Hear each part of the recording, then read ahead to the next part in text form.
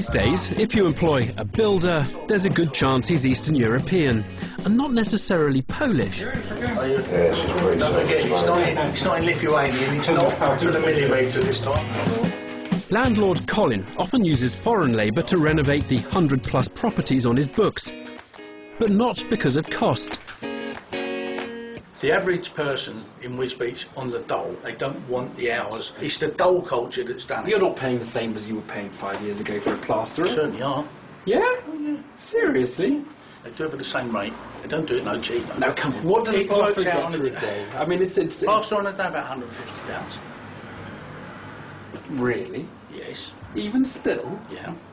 The people that want to get on, no matter what, will shine through, whether they be English, whether they be Lithuanian. The ones that want it, get it. Right.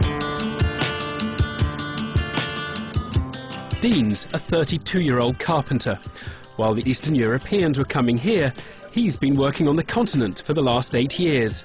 Since the work dried up, he's returned home to his parents' house. Well, coming back to this country has been really a mistake for me. I thought that when I come here that there was going to be obviously jobs offered like normally. Like I've never found it hard to find work here, and now I feel it's near on impossible. I've got to support my kids, my family and that, but I can't do that now, and I'm finding that really hard to deal with. That's ridiculous.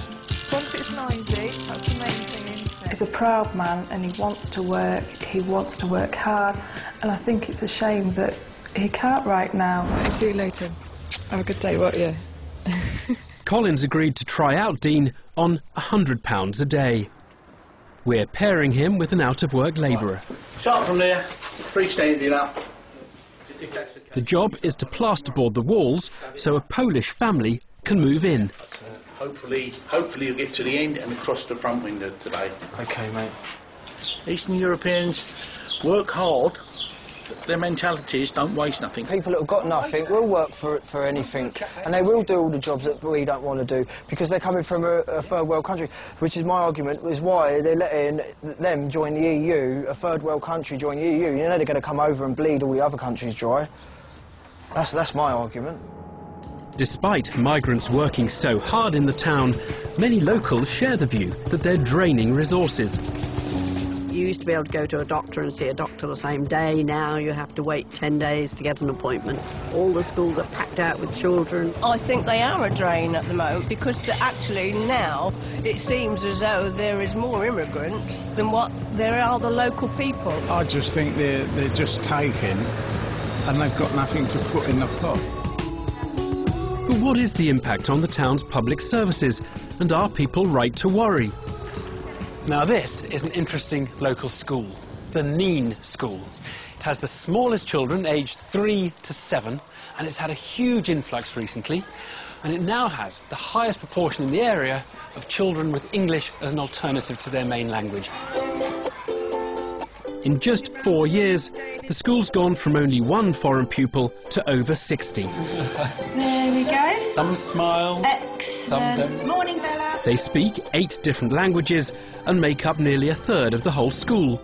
The children can arrive on Wednesday evening at an airport, and then they will arrive with us on the Thursday morning. And they have no English.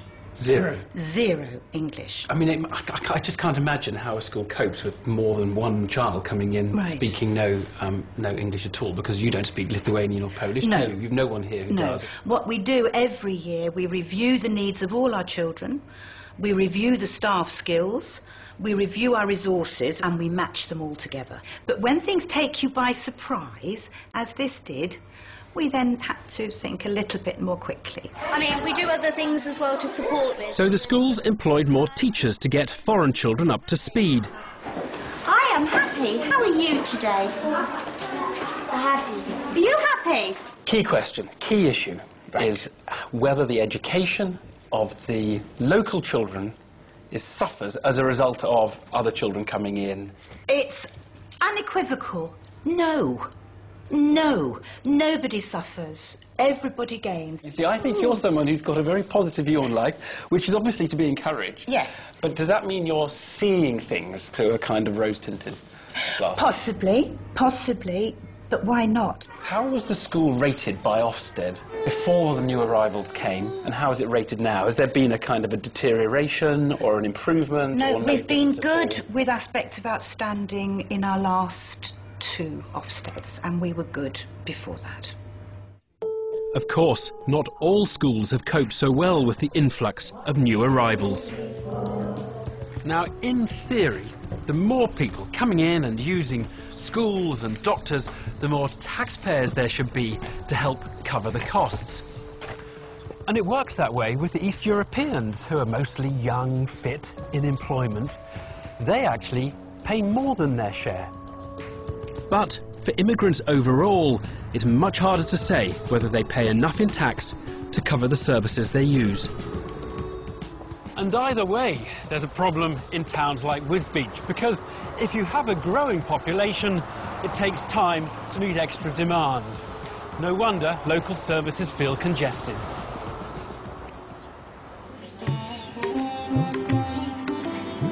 Over at the curry house, Ali has stood down his Bangladeshi staff.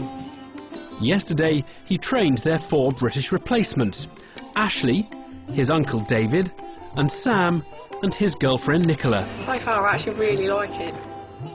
They're due to start work today, but first thing this morning, we were informed that half the team won't be coming in. Hi, Nicola.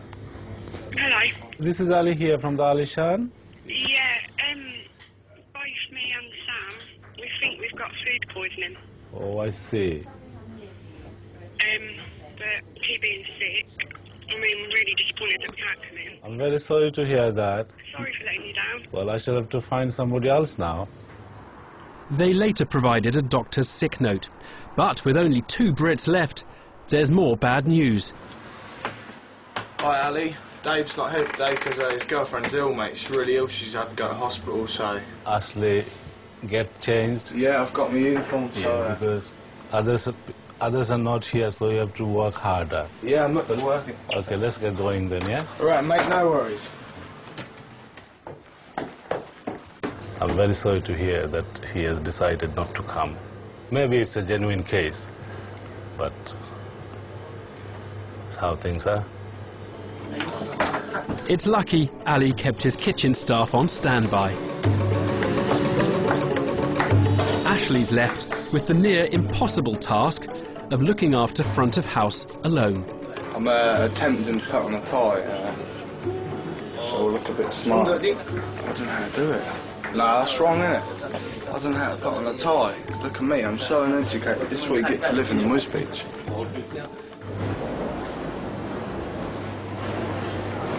Across town, on their second day at the factory, Paul's making an effort to get on with the foreign workers. You've been working here long? 5 years. 5 years. 5 years here. But he's still angry that Lewis, the 3rd Brit who was due to start with them yesterday, didn't show up. I feel it's let us down because we're trying to prove that the Englishmen can do the same work as what the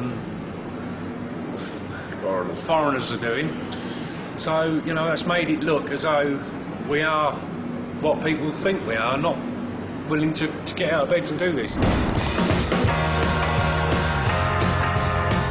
26-year-old Lewis has been unemployed and claiming benefits for 5 years. I won't do a job if I don't think it's interesting.